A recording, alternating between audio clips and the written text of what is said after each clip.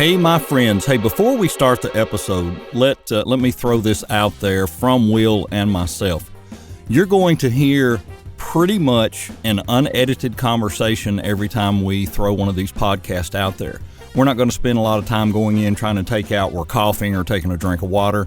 This is Will and I on a service talking back and forth about some things and trying to share information. So these, we're not going to go try to make a professionally edited podcast. You're getting us live talking to each other, and that's what you're going to hear. So, if you're going to hear the occasional rattle, there might be a little audio blip here and there. It's because it's real world and live, and we hope to improve on that as we go. We may have a better service down the road for what we're doing, but I can tell you this. I will tell you this. We're having a ball doing it. So thank you, and let's get right on in to episode 4 and talking about demos. It's a long way to the top, but if you take it step by step, you'll make it. Let's climb that VO ladder with our hosts, Troy Holden and Will Vincent. Welcome back once again. Troy Holden here with Will Vincent. Hello, hello. So we want to welcome you to episode 4, and as promised, we're going to go into a series on demos. Ooh. Demos. Those scary, expensive, that thing that you want to go spend $3,000 on, right? The chicken and the egg of voiceover. Ah, that's what it is. All right, so let's give a little disclaimer here first up front. We are not saying you should never have a pro demo. We are not saying you shouldn't pay someone to help you with a demo. We're not saying that. But we're also saying, chicken and egg, we all, if we have the ability, and a lot of us do, can make a pretty good demo if you're cautious, careful, and pay attention. So don't feel like I'm in voiceover and I've got to go get a pro demo. I got to spend that money. No, you don't. You do not. No, what you need is something that can show off a little bit of what you can do so you can start getting paid. Yes. Once you're getting paid and you've hit the extent of what you can do on your own, well, that's a separate topic. We'll get into that. There comes a point where it probably makes sense to pay someone else for a demo. But that's not right away. Right. And let me say this. You'll hear people say, oh, you don't want to send demos out unless they're pro demos. You're going to make a bad first impression. Here's my opinion on that. You're going to have the opportunity to make impressions time after time after time with that client or different clients. You might make not the greatest, but here's the thing. Is your demo representative of the best you can do right now? Probably is. Here's the other thing. In a week or 2 weeks, is it still representative of that? If you're working and you're doing some stuff and you're practicing, and especially if you're getting coached, you're going to be updating your demo every couple of weeks. Mm-hmm. Well, that leads right into the advice that Bill DeWeese gives out all the time. When you're first getting started, get some samples together, do your demo, and then do it again tomorrow and do it again the next day. At the very least, you should do it weekly for the first couple months. That's what Bill will tell you. And I think there's a lot of truth to that. I agree. Because especially when you're first starting, you're figuring stuff out. You're going to improve very quickly, much more quickly than you think. Right. So if I'm going to make a demo, and here's the thing with most of us, we're looking to market ourselves on Fiverr or Upwork or whatever. That's where most of us start. Mm-hmm. So what type of demo do I need to go to Fiverr and Upwork? I would say the best place to start probably is a commercial demo, because a commercial demo shows a wide range of performance types, delivery types, tone, style, and can be used for any kind of job, for a demo for any kind of job, because it has that wide range. Whereas something like, e-learning, there's going to be a little bit, but it's all kind of the same. You're teaching, you're just telling, the information. And I agree. That's where you start. There's no doubt that's where you start. You make it a variety. We had Thursday night, we had VO Ladder. We had our live. Did we just call that a webinar? What do we call it?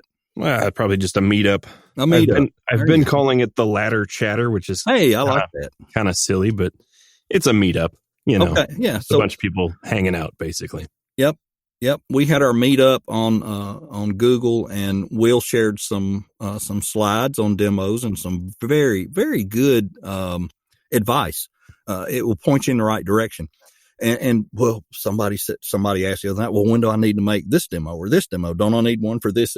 Yeah, eventually you do. Mm-hmm. But if you'll get a solid 1 minute to 1 minute and 10 second, whatever, solid mix on there, you got your hard sell, you got your this voice, you got your that voice, and it represents you. And I've back to Bill DeWeese, I've heard him say several times, people ask him all the time, would you read that in that Walmart voice, or would you read it in this voice? And he said 80% of it is off the commercial demo, 80% even still. So it's okay to have the other stuff. It will eventually get you some work. And when you're setting up all those varied gigs on Fiverr, you probably do want some different things, but that doesn't mean that material that you're using on Fiverr becomes your demo. It's just what you're doing on Fiverr to get work. It needs to be built like a demo. Absolutely. Mm-hmm. But there are a lot of gigs on Fiverr where somebody gets on there and just talks about themselves for 30 seconds and what they can do. And you hear their voice, and that was all you got. And then you just go on there and play their samples.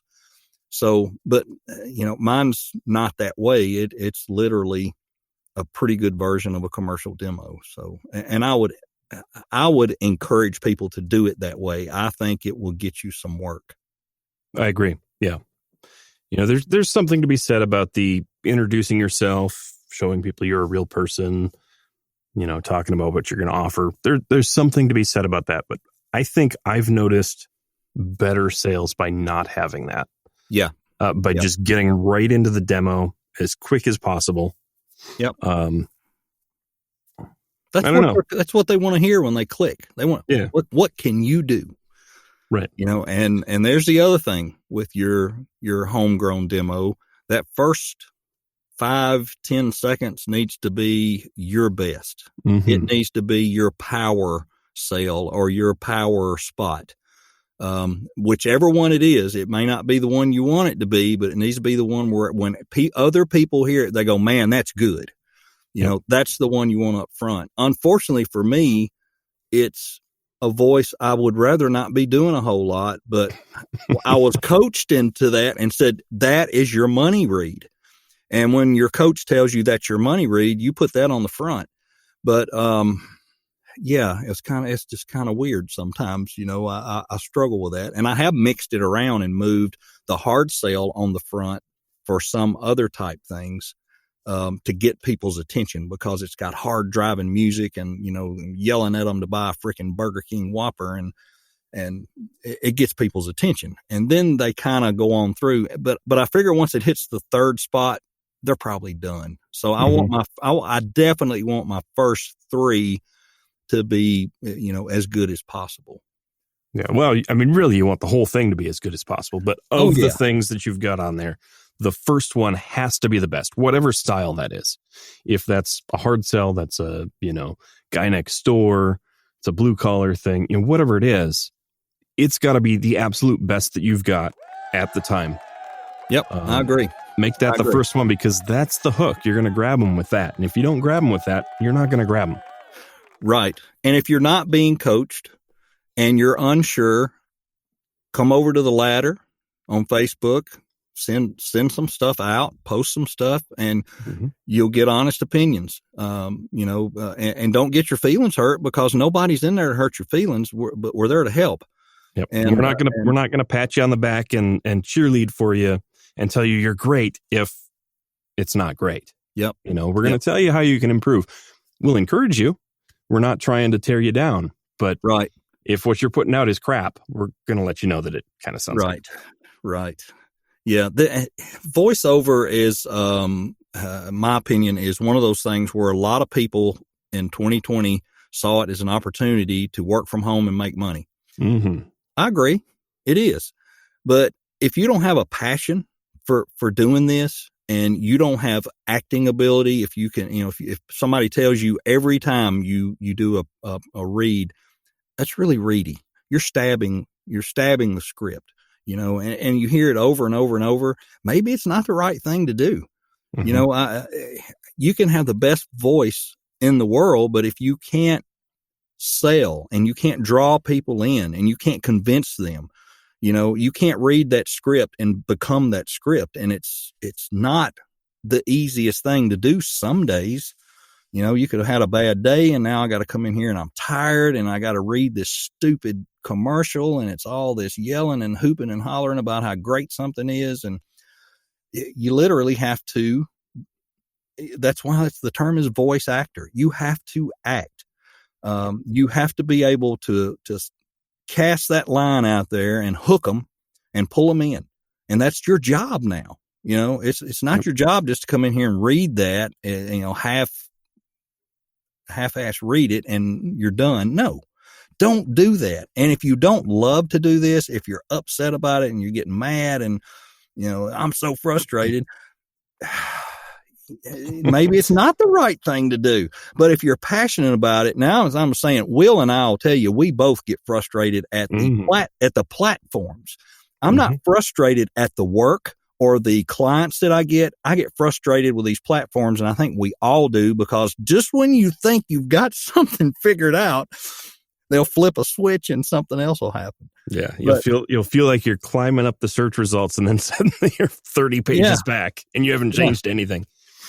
Yeah. And then, I have been very quiet on Fiverr here at the first of the year. And then out of the blue, I get somebody wanting to do an e-learner for a lot of money. And I'm like, what? How did he find me? Where did that come from? Because I couldn't even find myself on the first 5 pages. Right. And so you never know. I mean, you don't know what keyword other people are putting in to search for. Yeah. These are all a different podcast. Yes, absolutely. Let's back up real quick before we get back to the demo stuff, though. You were saying about having to be a voice actor. If you've got a real voice and you can't sell, maybe this isn't for you. And I would agree, with a caveat. There might still be some area that you're good at. You might still be really good at audiobooks. Maybe not narrative audiobooks, but maybe nonfiction where you're not acting out different characters, but you're just relaying information.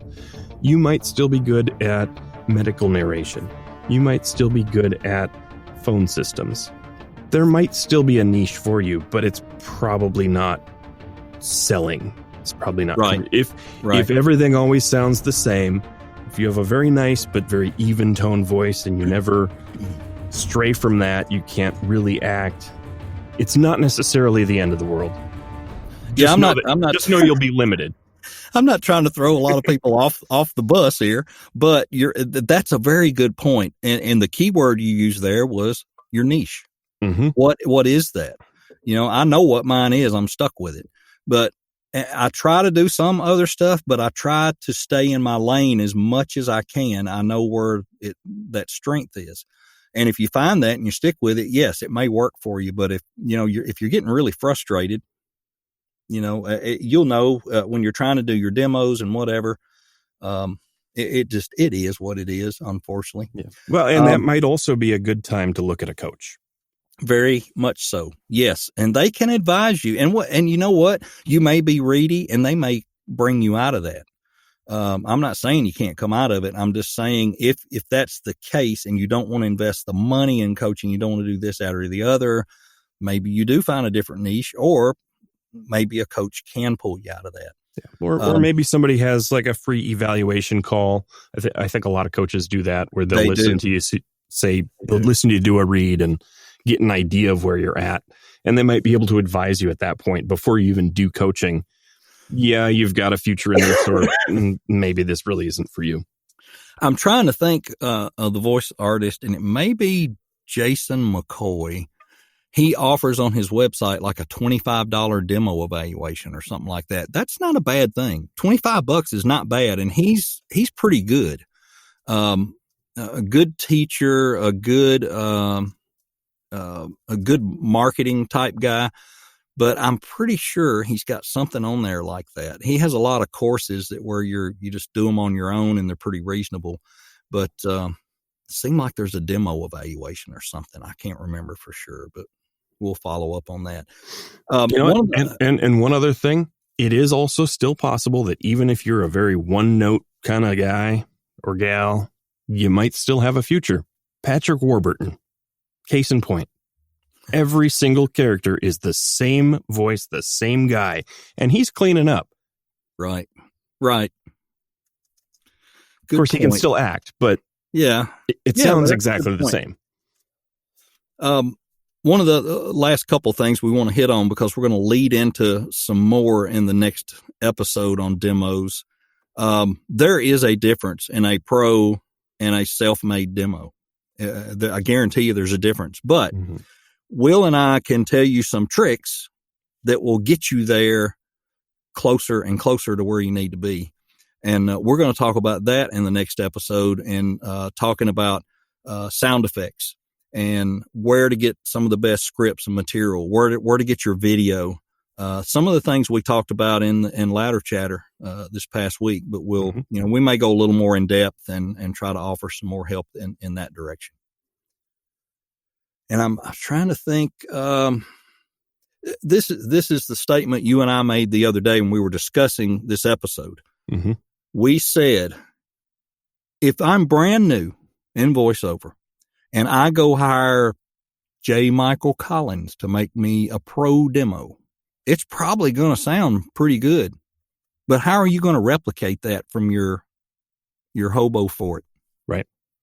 That would bother me. I don't want to put something out that I can't do.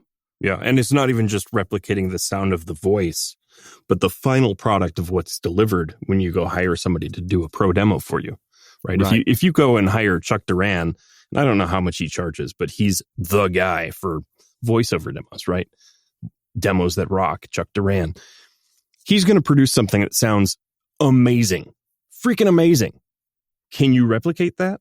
Because if you can't, you don't want to be promoting that, saying, hey, look what I can do.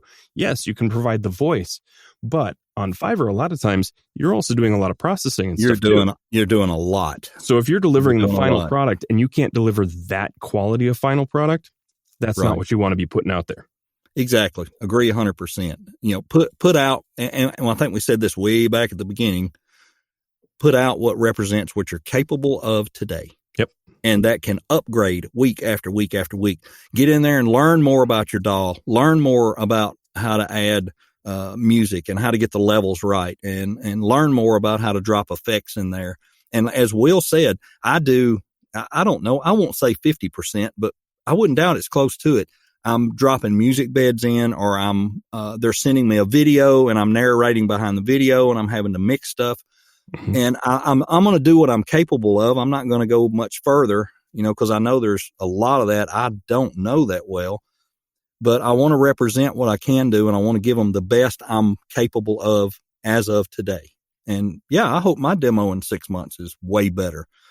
Sure, it'd be awesome if I could go hire one of those guys in a year, and get one of those powerhouse demos. But then again, I still have that question in the back of my mind. It's a year later. What's the difference? How am I going to reproduce that in my home studio?